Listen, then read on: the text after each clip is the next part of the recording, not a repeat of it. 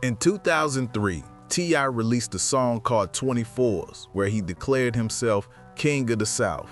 It was a bold claim.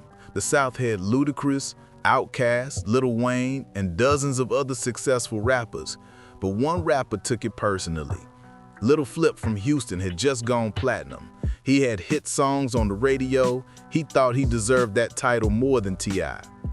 What started as a regional rivalry turned it to one of the most personal beefs in Southern hip-hop. Radio stations pick sides, cities pick sides, fans pick sides. By the end of it, one rapper's career was over and the other became exactly what he claimed to be, the King of the South. This is the story of how T.I. and Lil Flip went to war and changed Southern hip-hop forever. To understand this beef, you need to understand Southern hip-hop in the early 2000s. For years, New York and Los Angeles dominated rap music. Southern rappers got no respect. Critics called Southern rap simple. Radio stations in New York wouldn't play it. MTV barely showed Southern artists. But in the late 1990s and early 2000s, that changed. Outkast won Grammys.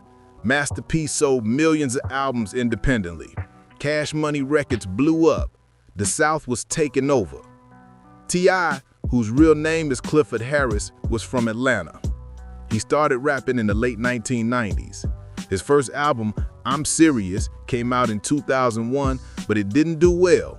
It sold only around 163,000 copies total. T.I. could have given up. Instead, he went back to the streets. He built his own label called Grand Hustle. He worked hard on his craft. He studied the business.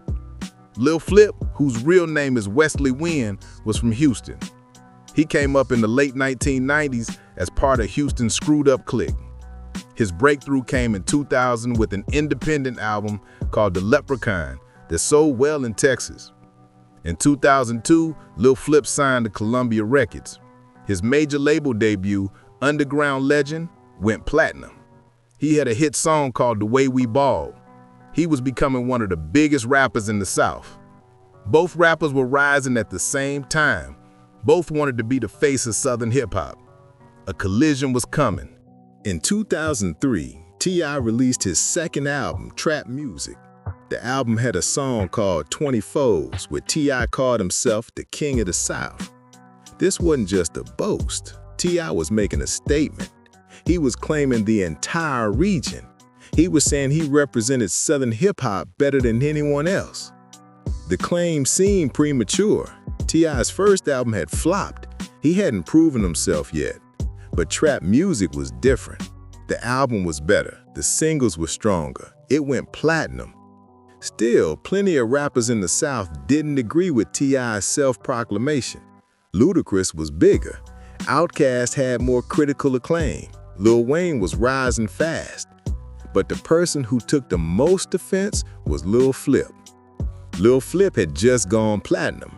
His song Game Over was all over the radio in 2003 and into 2004. He felt like he had more hits than T.I. He felt like Houston deserved respect. When Lil Flip heard T.I. calling himself King of the South, he saw it as disrespect, not just to him personally, but to Houston as a whole.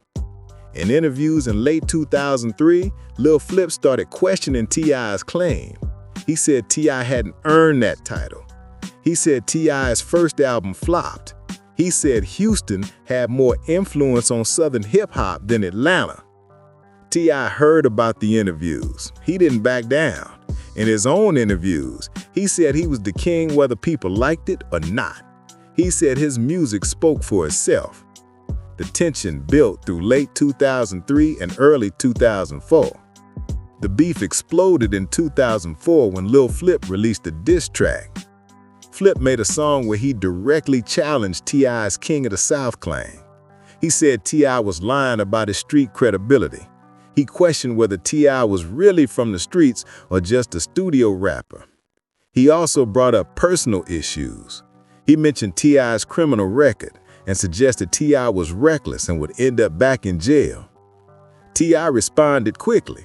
He released his own diss track where he attacked Lil Flip's street credibility. He said Flip was soft. He said Flip made pop music for the radio and wasn't a real street rapper. T.I. also went after Flip's appearance and his style. He said Flip dressed like a clown. He made fun of Flip's jewelry and cars. But the most significant part was when T.I. questioned Flip's status in Houston. He said Houston didn't even respect Flip. He said real Houston rappers like Scarface and the Ghetto Boys didn't consider Flip one of them. This was personal. This wasn't just about music anymore. This was about respect, reputation, and regional pride. The beef moved beyond just music. Both rappers had people in the streets backing them. T.I. had grand hustle and connections throughout Atlanta. Lil Flip had people in Houston. When the rappers traveled to each other's cities, tensions were high. In 2004, there were reports of confrontations. Nothing major happened publicly, but people close to both camps said it was getting dangerous. Security increased at both rappers' shows. Radio stations picked sides. Houston stations played Lil Flip more. Atlanta stations supported T.I.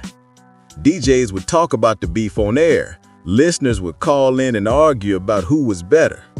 The beef became a Houston versus Atlanta thing. Fans from each city defended their rapper. Online message boards were full of arguments. People made videos taking sides. Other Southern rappers had to pick a side. Some stayed neutral. Others publicly supported one or the other. The beef was dividing the South. In 2004, T.I. released his third album, Urban Legend. The album was huge. It debuted at number 7 on the Billboard 200. It eventually went platinum. The album had multiple hit singles. Songs like Bring 'Em Out and You Don't Know Me got heavy radio play across the country, not just in the South, but everywhere. T.I. was proving his King of the South claim wasn't just talk. His music was connecting.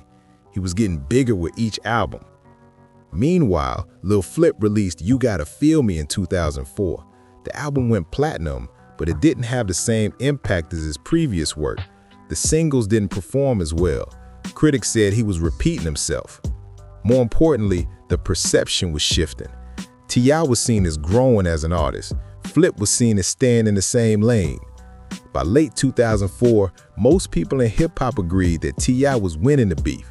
His music was better. His albums were selling more. He was getting more respect from critics and fans. The beef continued into 2005, but it was basically over. T.I. had won in the court of public opinion. T.I.'s next album, King, came out in 2006. The title was a direct statement. He wasn't claiming to be King of the South anymore. He was just king. The album debuted at number 1. It sold over 520,000 copies in the first week. T.I. went on to become one of the biggest rappers of the late 2000s. He had number 1 hits. He appeared in movies. He became a mainstream star while still maintaining street credibility. Lil Flip's career declined after 2005. His next album, I Need Mine, came out in 2007 and barely made an impact. He never had another platinum album. He continued making music, but mostly stayed in the underground. The beef taught the South an important lesson. Regional pride is important, but the best rapper will rise to the top regardless of city loyalty. The T.I. versus Lil Flip beef changed how Southern rappers position themselves. Before this beef, Southern rappers often united against New York and Los Angeles. They defended the South as a whole. But T.I. and Flip showed that Southern rappers could beef with each other just as intensely. The beef also established Atlanta's dominance. After T.I. won, Atlanta became the clear capital of Southern hip-hop. Houston still had influence, but Atlanta was running things. T.I. proved that calling yourself the King of the South wasn't just about sales or hits. It was about consistency, growth, and earning respect. He backed up his claim with better music each time. Lil Flip never recovered from losing his beef.